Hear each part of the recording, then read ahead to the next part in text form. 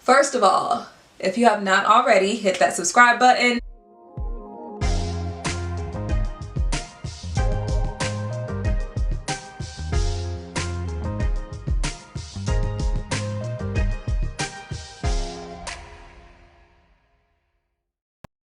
Hey you guys, welcome back to my channel. In today's video, I will be showing you how to get this super cute green eyeshadow look. This look is perfect for St. Patty's Day, or if your favorite color happens to be green, or if you just want to play in a little bit of color. First of all, if you have not already, hit that subscribe button. If you want to see how I achieve this look, stay tuned.